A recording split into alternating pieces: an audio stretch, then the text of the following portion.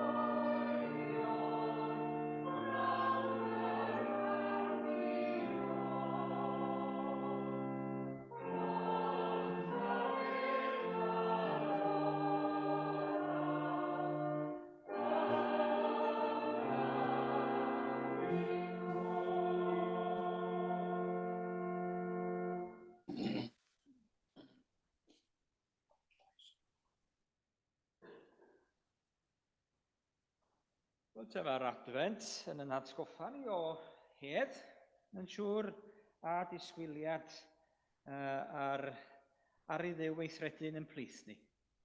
Ac i ni fod yn disgwyl wrtho fo, mae wedi bod yn flwyddyn digon helbulus rhwng rhyfeloedd a chynni a bob math o bethau sydd yn digwydd yn byd ni. Ond yr ydym ni'n parhau i gofio bod yr arglwydd o'r dechreuad yn eistedd ar ei orsedd, bod o eto yn ddyrchafedig ac eto yn llywodraethu ac eto am i'w deyrnas o ddod yn plith ni. Mae'r salm yma, salm 18, dwi'n meddwl, os allwch chi gael chydig adnodau fyny ar y sgrin, nawn ni ddarllen yr rhain hefo'n gilydd os da chi'n gallu i gweld nhw. Ac mae'r salm yn dweud wrtho ni, fel y mae Duw yn teyrnasu, fel y mae Duw yn noddfa, yn nerth i ni, ac i'r salmydd felly un ymlaen doli. Symud ydy. Nodau yma efo'n gilydd gan ddechrau. Mi ddechrau i efo'r cyflwyniad yn y fan yma. Duw yn graig a tharian a chair. Mae'n salm sy'n cael ei rannu gan Dafydd i ddiolch am y fuddugoliaeth a'r holl fuddugoliaethau a mae o yr arglwydd wedi roi iddo fo. Ac mae o'n dweud, caraf di arglwydd fy nghyfder. Yr arglwydd yw fy nghaig, fy nghadernid a'm gwaredydd, fy niw yw fy nghaig, lle llochesaf, fy nharian, am ddiffydma gadarn a'm cair. Darllenwch efo fi. Gwyddaf ar yr arglwydd sy'n heiddi mawr, ac fe'n gwaredu'r rhag fy ngelynion. Pan oedd clymau angaint yn hau amdanaf, a llifeiriant distryw yn fy naw, pan oedd clymau lleol yn amgylchu, a maglau angau o'n blaen. Gwyddais ar yr arglwydd yn fy nghyfyngder, ac ar fy niw iddo fy nghynorthwyo. Clywodd fy llef o'i deml, a daeth fy ngwaedd i'w glistiau. Ti sy'n goleuo fy llusern arglwydd, fy niw sy'n troi fy nhywyllwch yn ddisglair. Oherwydd trwad ti a gallaf o'r esgyn llu, trwy fy niw gallaf neidio dros fyr. Yn llawenhau yn niw yn y fan yna. Rwy'n sy'n troi tywyllwch yn oleuni, rwy'n sy'n rhoi nerth i ni, rwy'n sydd yn noddfa, yn un y gallwn ni ffoi ato fo, ac wybod i fod o a'i ofal, cynlluniau a'i fwriadau, na welwn ni mor sut mae'r rheini i'w gweithredu ac i'w dwyn i ben, yn ddiriad ynddo fod yr arglwydd yn gwybod. Da ni am glywed darllen o llythyr Paul at yr Effesiaid, sydd yn sôn am yr un sydd yn dweud fel mae'r arglwydd wedi esgyn, ac felly yn cofio iddo ddisgyn un plith ni. A ydych chi'n cofio bod ni'n dilyn ymlaen yn y darlleniadau yma o'r llythyr at yr Effesiaid ers tro bellach, ac mae Gwenith am rannu'r darlleniad yma hefo ni.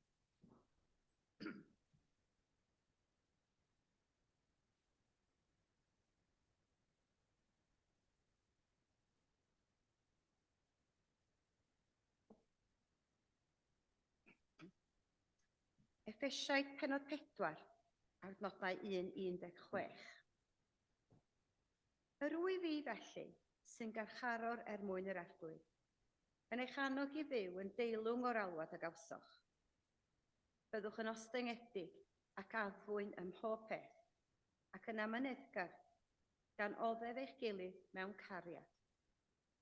Ymrowch i gadw a rhwymynt angnefedd, yr undod y mae'r ysbryd yn ei roi. Un corff sydd, ac un ysbryd. Yn union fel mae un yw'r gobaith sydd yn plyg yn eich galwad.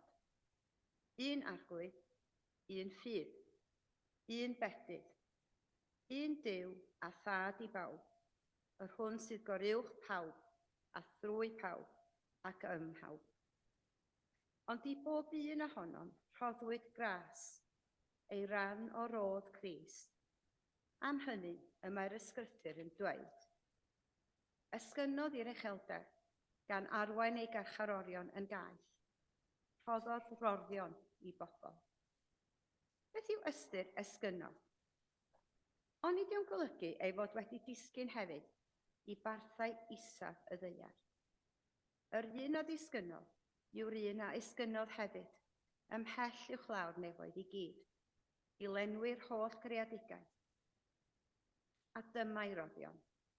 Rhai i fod yn apostolion, rhai yn brofwydi, rhai yn efengylwyr, rhai yn fugeiliaid ac yn athrawon, i gymhwyso'r saint i waith gweinidogaeth, i adeiladu corff Crist. Felly y cyrhaeddwn oll hyd at yr undod a berthyn i'r ffydd ac i adnabyddiaeth o fab Duw. Y nod yw dynoliaeth lawn dŵr, a'r mesur yw'r aeddfedrwydd sy'n perthyn i gyflawnder Crist. Nid ydym i fod yn fabanod mwyach, yn cael ein llichio gan donau, a'n gyrru yma thraw, gan bob ryw awel o athrawiaeth. Wedi ein dal gan ystyw y rhai sy'n dyfeisgar i gynllunio twyll. Na, gadewch i ni ddilyn y gwir mewn cariad, a thyfu ym mhob peth i Grist. Ef yw'r pen, ac wrtho ef y mae'r holl gorff yn cael ei ddal wrth ei gilydd, a'i gysylltu drwy bob cymal sy'n rhan ohono. Felly, trwy weithgarwch cyfaddas bob un rhan, ceir preifiant yn y corff, ac y mae'n ei adeiladu ei hun mewn cariad.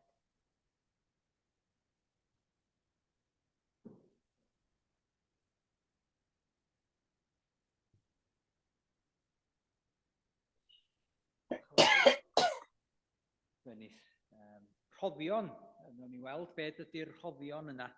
Mae'r arglwydd ei hun yn rhoi i'r eglwys, a'r rhodd fawr sydd i ni yno ef ei hun, wrth gwrs.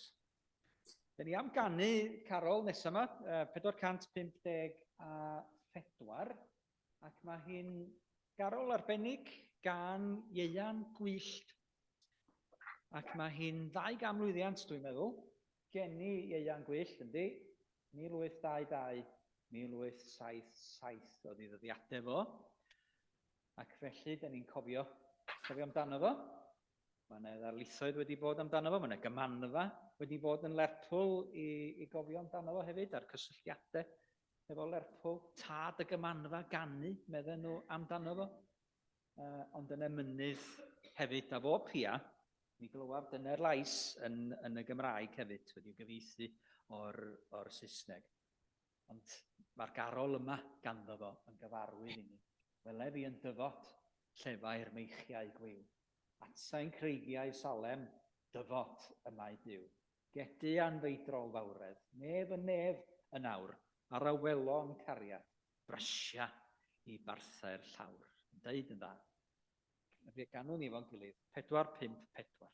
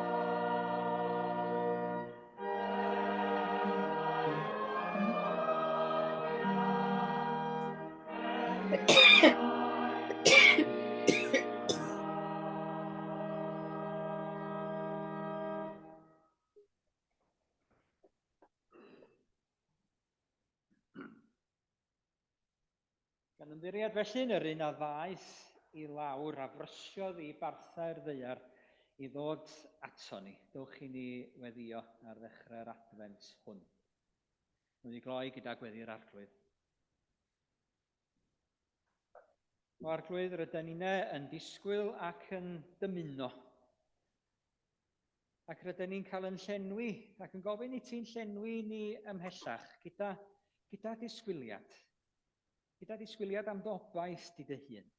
Rydyn ni arglwydd yn dy wahodd di i ddod i'n bywydau ni, i mewn i'n byd toredig, ond eto'r byd yna rwy ti wedi'w greu yn hardd, wedi'w greu ar yn cyfer i ni'w fwynhau.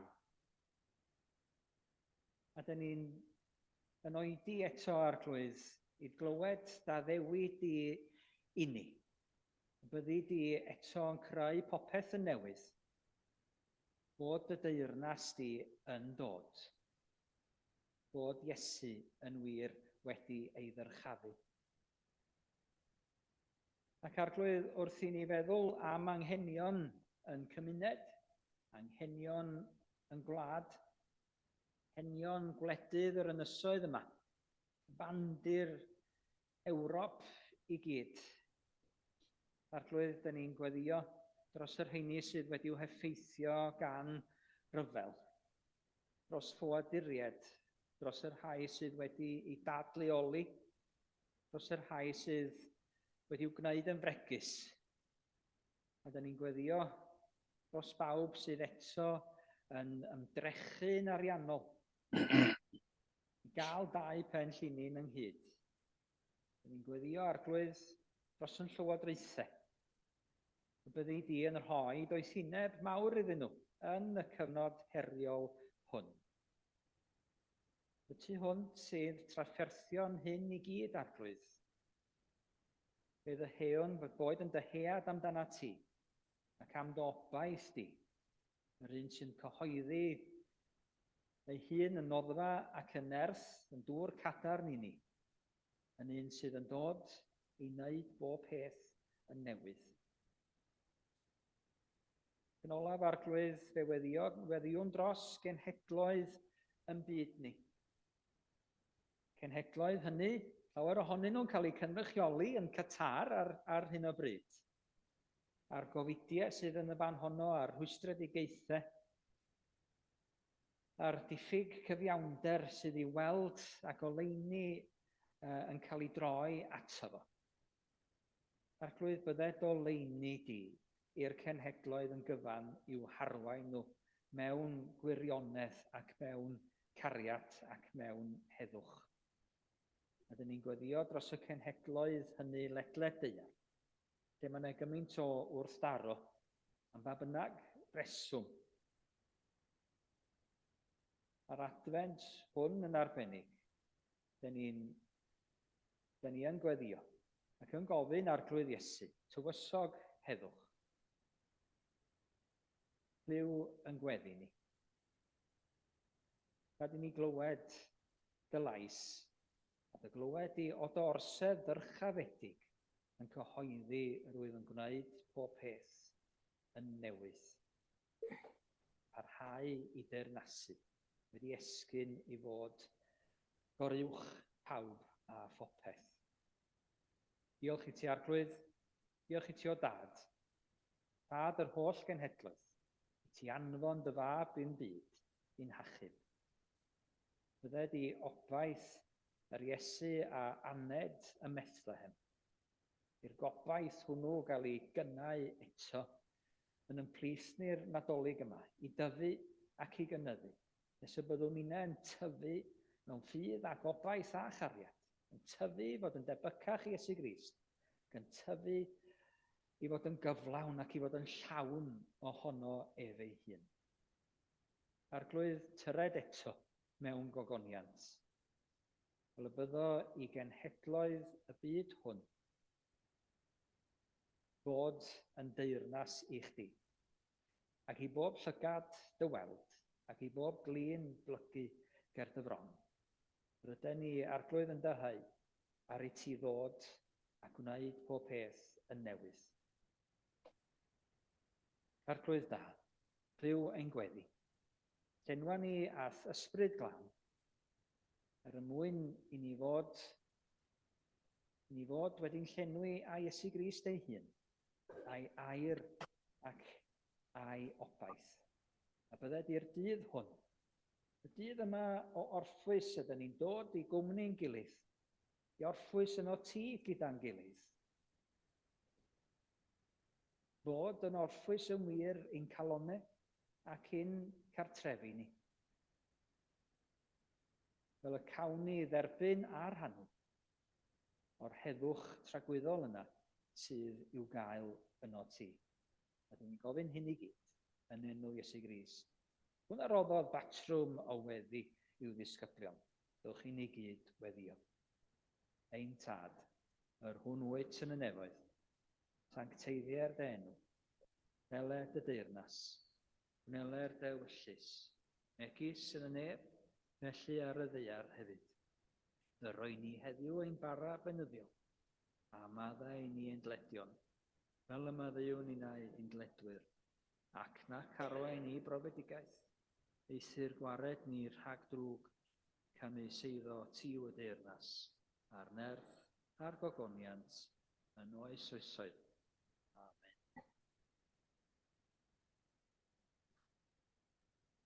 Felly, ni ganwn ni garol ymhellach efo'n gilydd. Rhif 480, a'r hen streipen ar draws y sgrin yn y fan yna.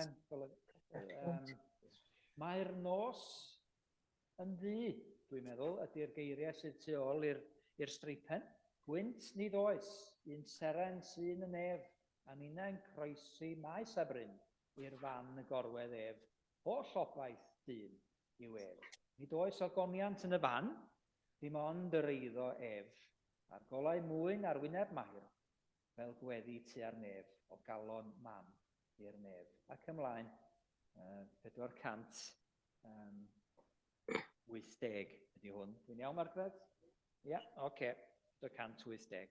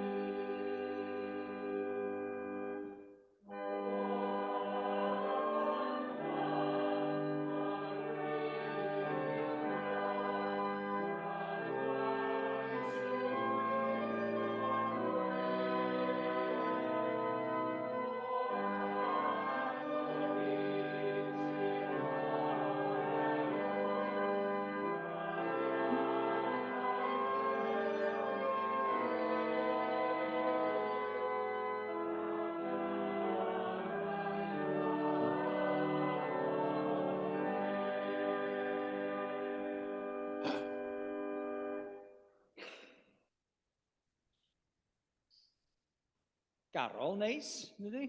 T. Gwyn Jones wedi i chyfieithu hi, falle gawn ni gyfle i chanu hi eto.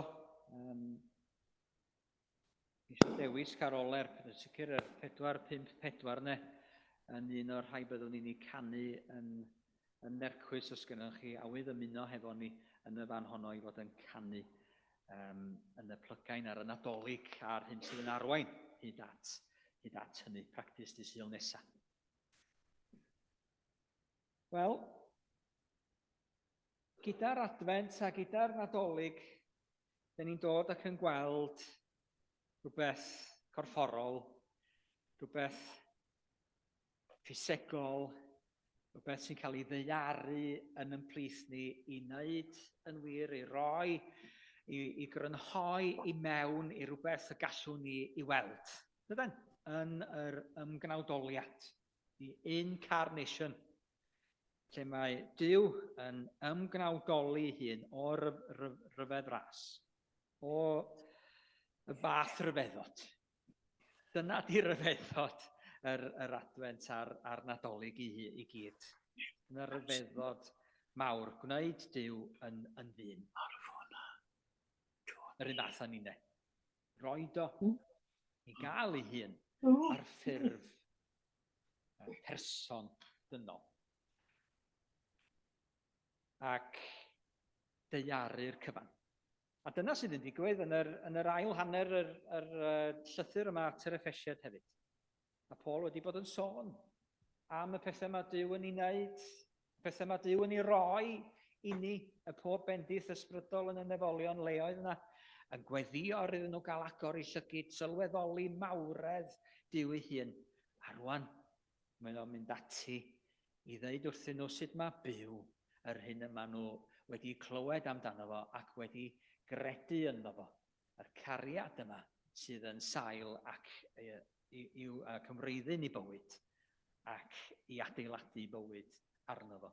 Sut yma nhw'n rhoi y cyfan yna ar waith? Sut yma nhw'n deiaru y cyfan oll i gyd? Ac mae o'n dweud wrthyn nhw i gochwyn bod eisiau ni fod yn byw yn deilwng o'r Efengil. Deilwng o'r alwad yma, yr ydyn ni wedi i derbyn. Ond mae byw yn deilwng yn dipyn o job i bobl gyffredin, bechaduriaid fatha chi a fi. Byw yn dda, byw yn deilwng, a byw yng ngoleuni yr hyn yma Duw wedi roi i ni. Yr Efengil yma, y newyddion da, y gobaith sydd wedi'i rannu hefo ni. Dyna'n ymateb ni i fod i'r rhodd fawr Duw tuag ato ni. Cynnig yn bywyd, i fod yn byw yn deilwng iddo fo. Ac wrth gwrs, dyn ni wedi derbyn y cyfan trwy ras o'i law ei hun.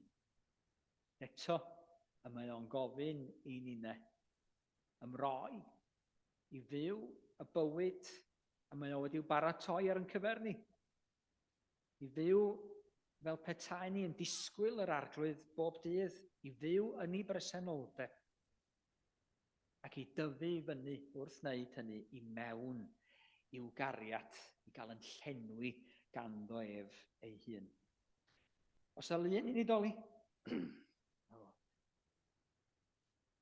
Rhoddion, amser meddwl dydy, meddwl am roddion. Chi wedi bod wrth i meddwl yn crafu'ch pennau, beth ydych chi'n mynd i gael? Beth ydych chi'n mynd i gael i hwnna llall ag arall? Ydych chi'n gwneud lists a'ch hunain? Gyrrannu nhw efo'r teulu, beth y peth yr hoffwn i gael? Plant ni ddim wrthi'n rhoi list Sean Corn at ei gilydd erbyn hyn. A'r genhedlaeth nesaf ddim cweit wrthi eto yn gwneud hynny. A mae gen pawb i lists yn siŵr, a'i ddymuniadau, be maen nhw'n eisiau ei gael, a beth ydych chi'n rhoi.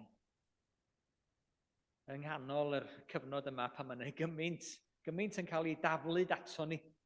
Faint o e-bostiau Black Friday gafoch chi dydd Gwener a chyn hynny. Pawb wrthi yn trio gwerthu i nwyddau i ni.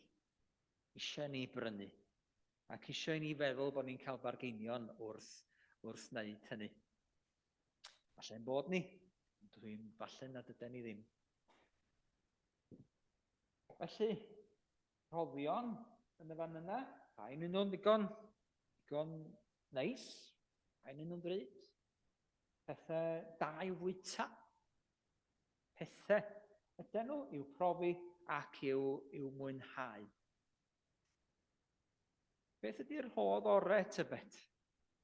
Mae neb wedi rhoi i chi. Be ydych chi wedi gael? Ydych chi wedi ei drysori am flynyddoedd tybed? Yw'r peth gorau i feddwl am munud.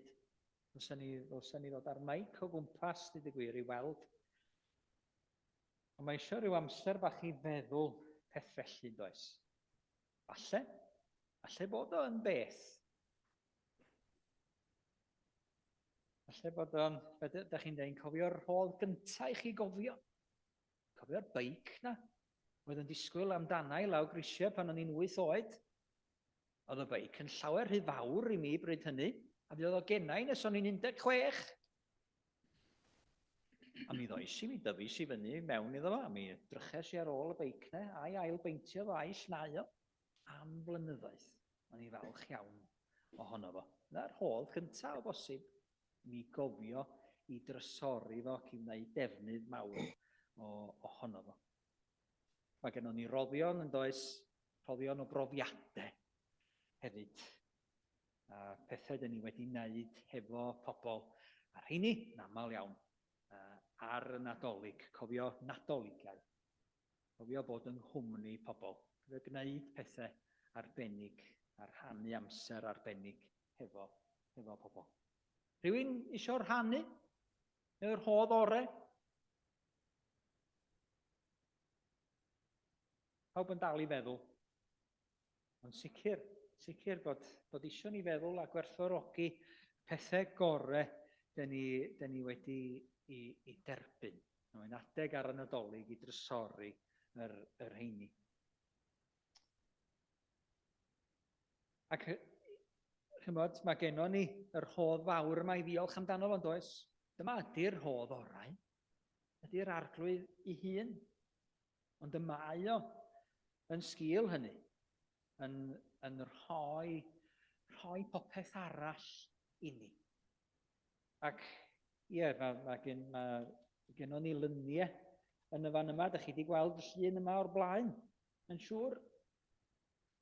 Y llun o'r baban yma. Y cerflun yma.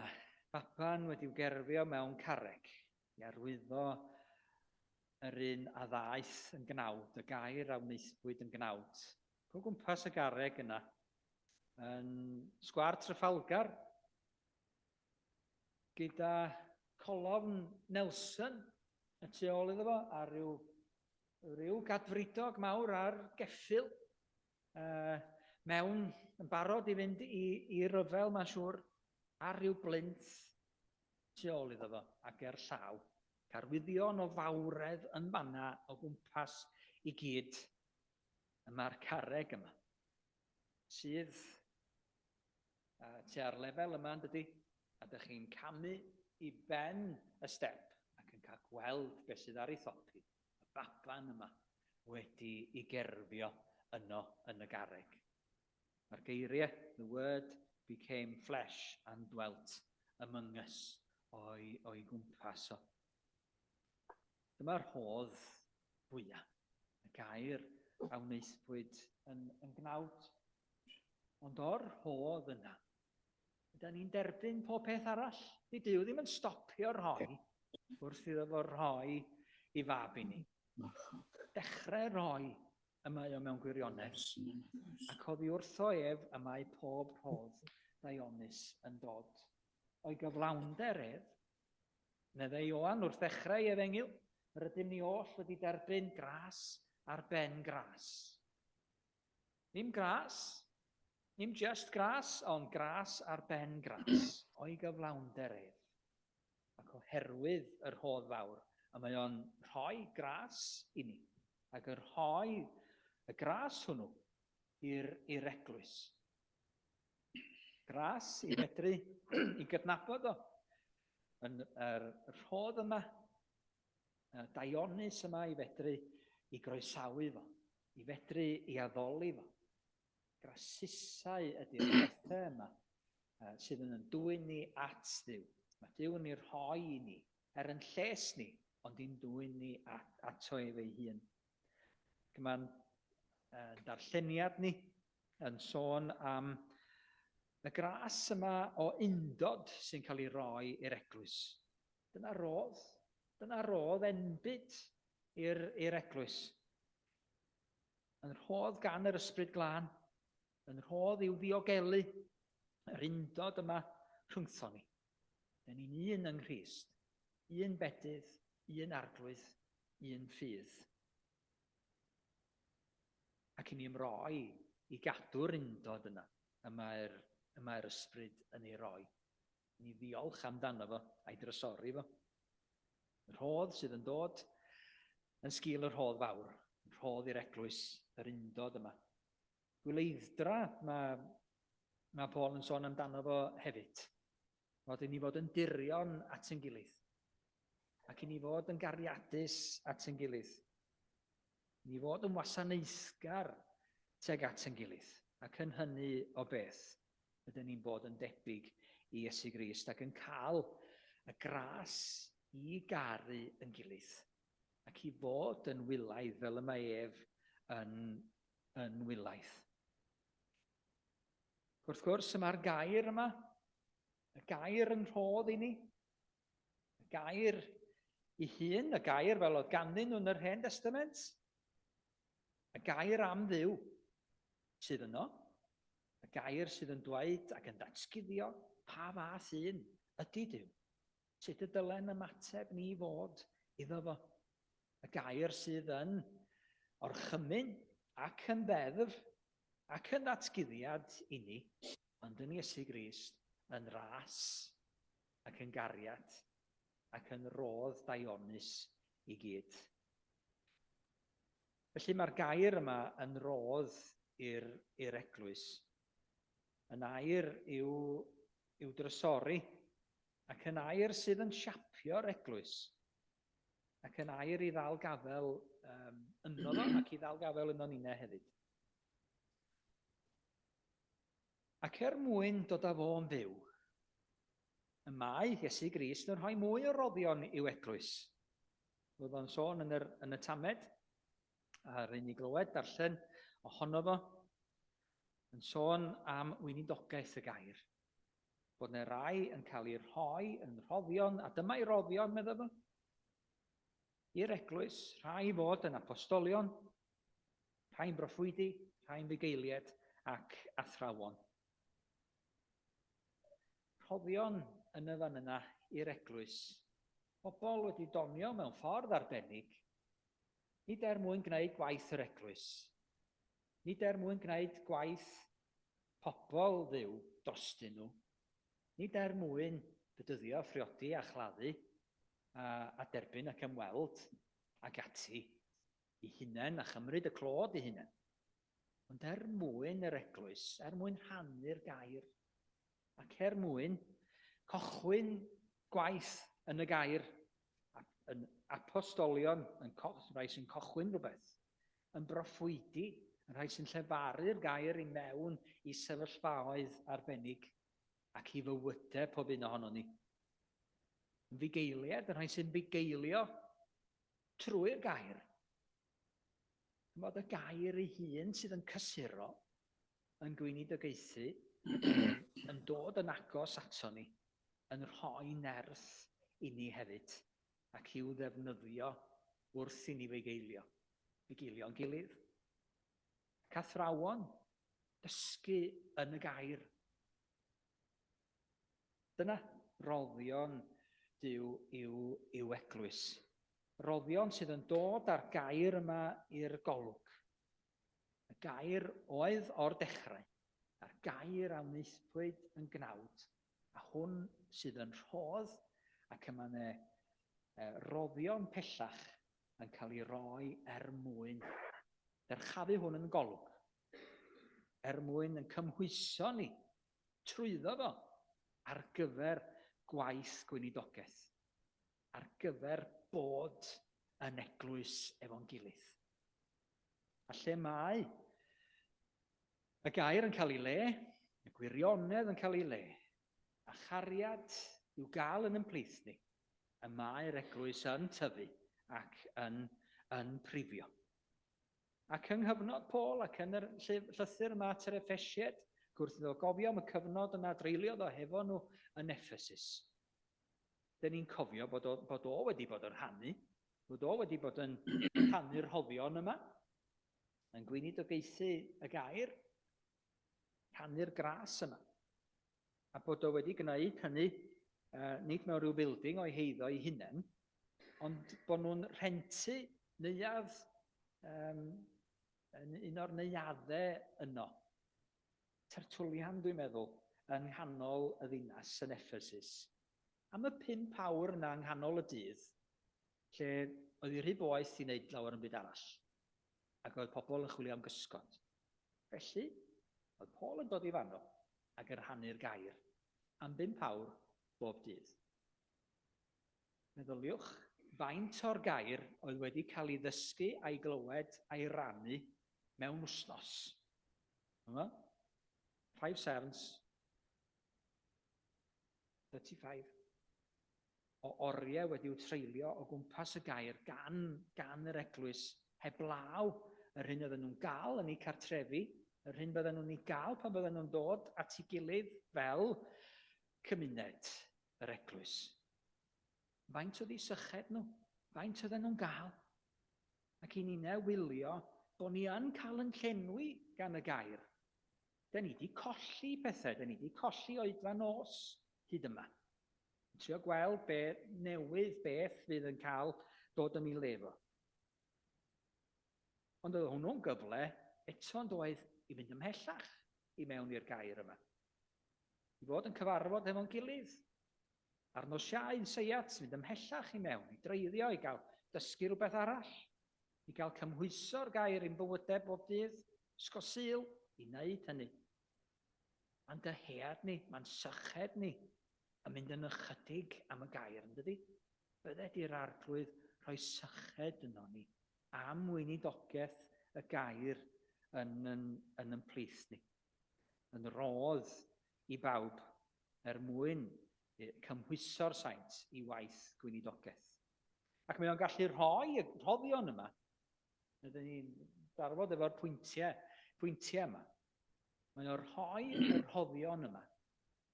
Nid oherwydd bod o eisiau bod yn glen. Nid oherwydd bod nhw ganddo fo i'w roi, ond mae o'n i'w rhoi nhw oherwydd bod o eisiau i Dduw gael y clod a gogoniant, oherwydd i fod o wedi disgyn i barthau'r ddaear, wedi esgyn i fyny i'r nefoedd. Lun, jyst o'r esgyn a'r disgyn yna. Mae o'n gallu i roi nhw oherwydd bod o wedi disgyn ato ni. Wedi dod fel yr awyrau'n bapur yna. Ymod, fel arfer pan fyddwn ni'n taflu nhw, esgyn maen nhw i gochwyn ac yna disgyn. Ond disgyn nath Iesu ac yna esgyn. Disgyn ac yna esgyn. Disgyn i'n plith ninne. Ac esgyn, fel mae Paul yn sôn am yr salm yna, esgyn yn fuddigol i'r nefoedd. Yr un a ddisgynodd yw'r un a esgynodd hefyd, ac mae o yn disgyn mewn gwileiddra ac mewn gwasanaeth ac mewn darostyngiad ac mae o'n cael ei godi wedyn ac yn esgyn i'r nefoedd trwy fuddigoliaeth ar y groes ac yna yn gallu rhoi'r rhoddion i'r eglwys oherwydd ei bod o'n fuddigol, oherwydd bod o wedi peri bod pob peth yn dod o dan ei awdurdod ac yn ufudd iddo fo. A mae Paul yn sôn wrth siarad efo'r Colosiaid am yr hyn sy'n digwydd ar y groes, bod yr awdurdodau a'r tywysogaethau yn cael ei diarfogi.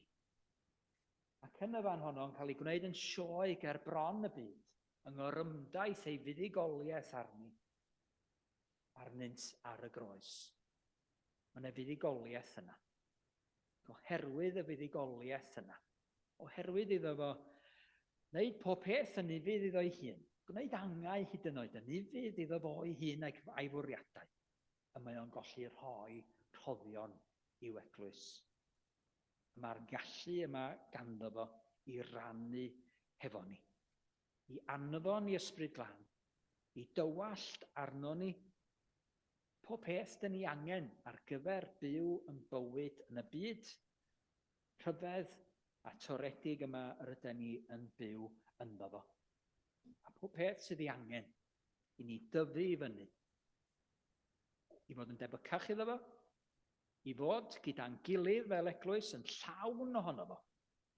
A Iesu'n cael ei eni yn yn byd ni, yn bychan ac yn ddinod, yn ddisylw. Ac mae'r sôn amdano fo yn llenwi'n byd ni.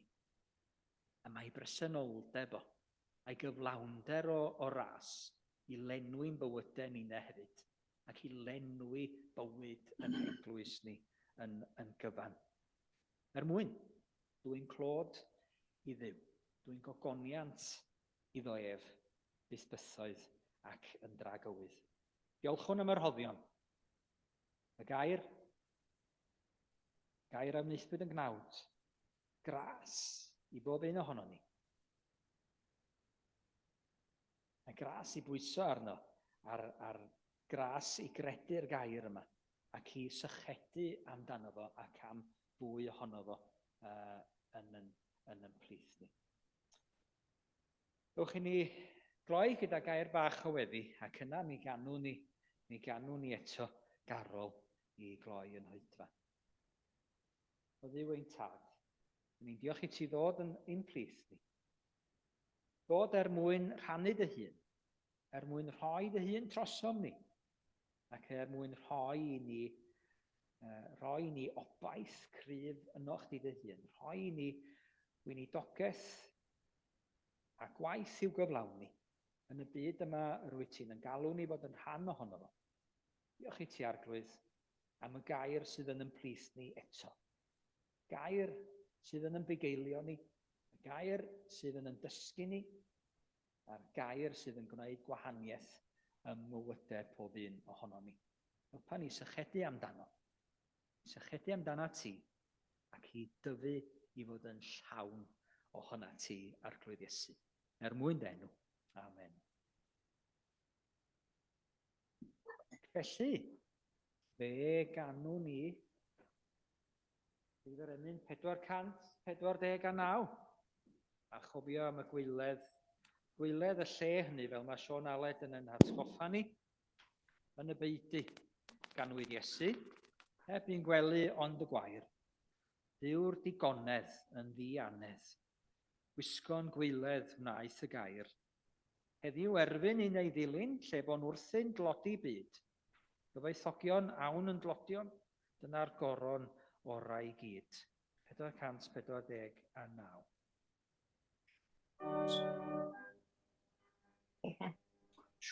Sion Aled.